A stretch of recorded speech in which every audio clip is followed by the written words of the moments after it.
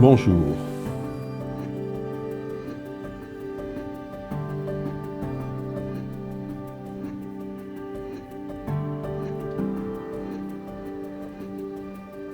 On apprend tous les jours avec ce virus, on doit rester très modeste, très humble, savoir dire qu'on s'est trompé et essayer de capter la confiance et de garder la confiance. Ceux qui nous écoutent peuvent adhérer à rien s'ils ont l'impression qu'on leur raconte des choses qui sont fausses. Et le problème n'est pas de se tromper, on se trompe toujours en médecine à un moment ou à un autre. Le problème est de l'admettre, de corriger pour le meilleur de ceux qui nous écoutent. On n'avait pas vu venir la première vague, on était dans le déni de la première vague. Et je suis troublé que les très très grands pseudo-spécialistes n'aient pas vu cette première vague, mais ça s'appelle l'erreur. C'est acceptable. On a confiné, ça a été extrêmement efficace. La première chose qui me trouble, c'est qu'on ait pu, au déconfinement, ne pas tenir compte de ce que je viens de dire, c'est-à-dire les aléas de cette épidémie. Et ce qu'on voyait ailleurs, qui étaient des récidives déjà, hein.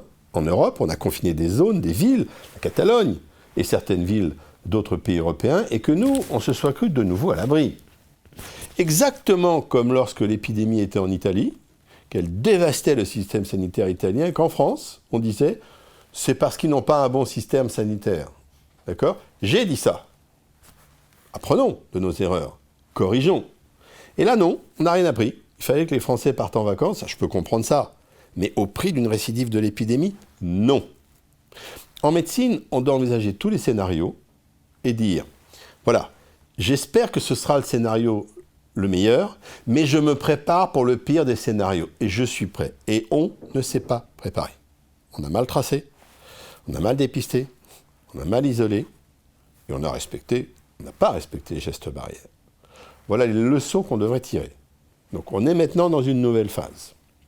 On a les tests, on a les masques. Le traçage est plus compliqué parce qu'on va tous stopper la Covid, malheureusement, et pas encore assez téléchargé. Néanmoins, c'est un point qui est majeur.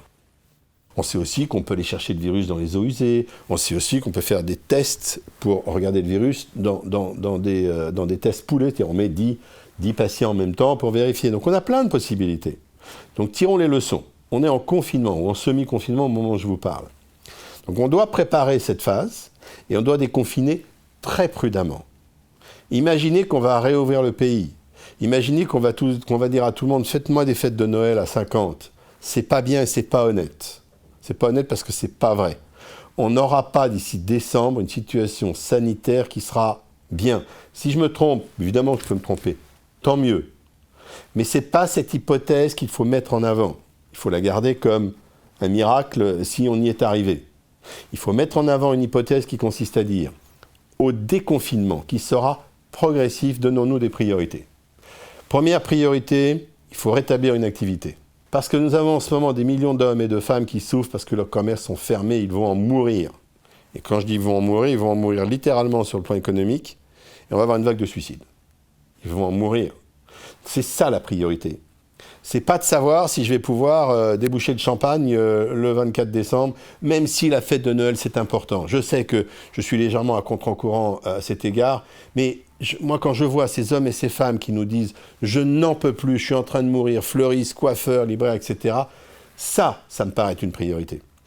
Et dans le même temps, de ce déconfinement très progressif, on teste en utilisant tous les tests possibles de façon massive, ciblée. On ne fait pas des tests PCR pour rendre les résultats dans 8 jours. Ça ne sert à rien, c'est 24 heures.